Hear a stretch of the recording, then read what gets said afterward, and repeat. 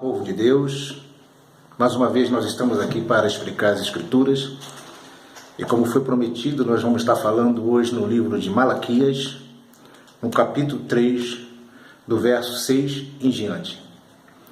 Mas eu quero deixar aqui para vocês que o livro de Malaquias é propriamente dito, é um livro que chama a atenção dos sacerdotes e da nação de Israel. Tá? Então esse livro foi escrito para a nação de Israel, naquele momento, naquele local, o que eles estavam passando. Muito bem. Malaquias capítulo 3, verso 6 em diante diz: Eu, o Senhor, não mudo. Por isso vós, ó filho de Jacó, não sois consumidos. Desde o dia de vossos pais, vos desviastes dos meus estatutos, e não o guardastes. Tornai-vos para mim, e eu tornarei para vós, diz o Senhor dos Exércitos. Mas vós dizeis: em que havemos de tornar? Roubará o homem a Deus? Todavia vós me roubais, e dizeis: em que te roubamos? No dízimos e nas ofertas alçadas. Com maldição sois amaldiçoados, porque me roubais, vós, a nação toda. Trazei todos os dízimos à casa do tesouro, para que haja mantimento na minha casa.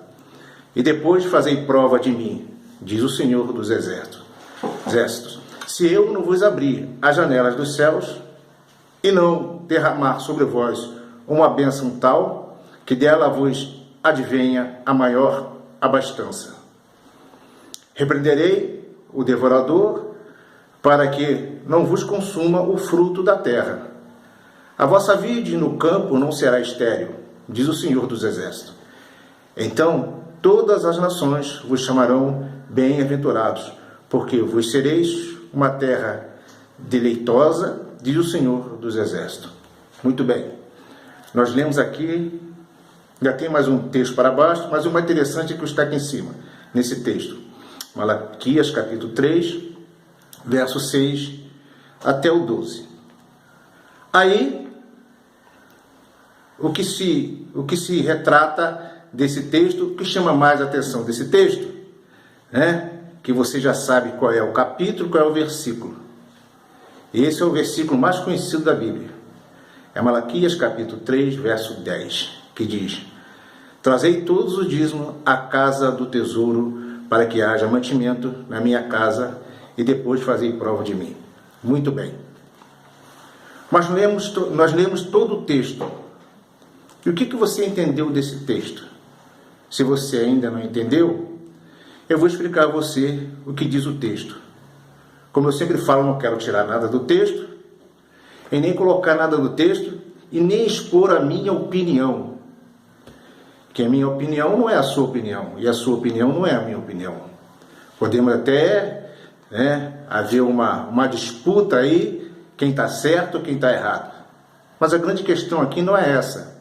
Não é trazer confusão, porque o Espírito de Deus não é espírito de confusão, mas é o espírito de entendimento. Muito bem.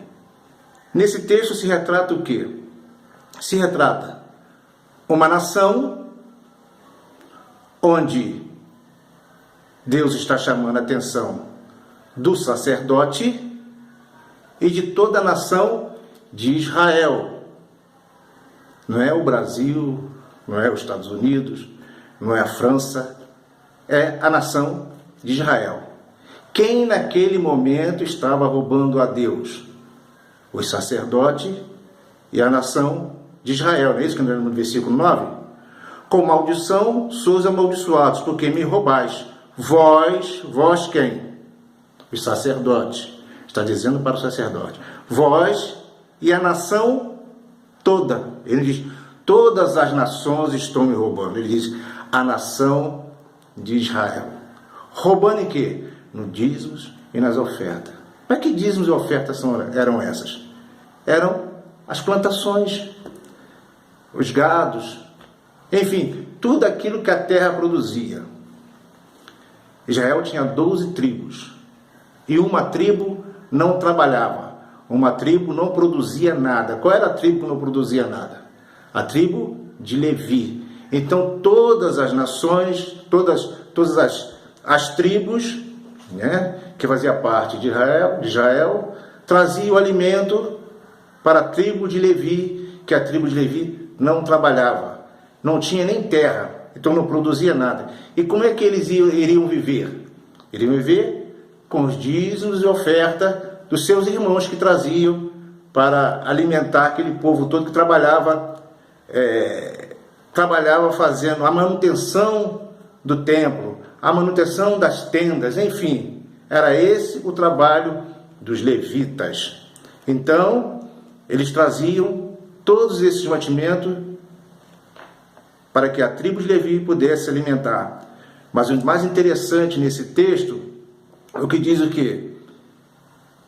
Diz que, depois fazei prova de mim, diz o Senhor dos Exércitos, se eu não vos abrir a janela do céu e derramar sobre vós o quê? Bênção tal que dela vos advenha maior abastança. Repreenderei o quê? O devorador das plantações. Certo? O devorador, para que não vos consuma o quê? O fruto da terra. Então está falando, o texto está bem claro aqui, que não é dinheiro, isso. O devorador não entra na sua casa. O devorador, como diz aí os nossos irmãos, né? Que o devorador entrou para destruir a televisão. O devorador destruiu a geladeira. Meu irmão, a sua geladeira queimou, é porque a instalação da luz está fraca, houve um pico de luz que acabou com a sua geladeira, ou você precisa trocar a fiação da sua casa, está entendendo? Não é nada disso, o devorador não entra na sua casa para destruir nada, porque a sua casa é guardada pelo Senhor. Está dizendo aqui, o devorador vai destruir o quê? As plantações, está entendendo? A vossa vide, lá no verso 11, repreenderei o devorador para que não vos consuma o fruto da terra, e a vossa vide, a plantação de quê? De uva, no campo não será estéril, diz o Senhor dos Exércitos. Então todas as nações vos chamarão de bem-aventurado. Está dizendo, se todas as nações chamarão de bem-aventurado, porque Deus está falando para aquela terra, para aquela nação. Então, quando se usa esse termo aí, né? Muitos líderes usam esse termo no verso 10, trazei todos os dízimos da casa do tesouro para que haja mantimento. Aí eu te pergunto, há mantimento aonde você está, né, onde nós estamos, há mantimento guardado? Para quando o pobre, o necessitado chegar lá e vê uma bolsa de compra aí, eu preciso de alimento, tem alguma coisa lá?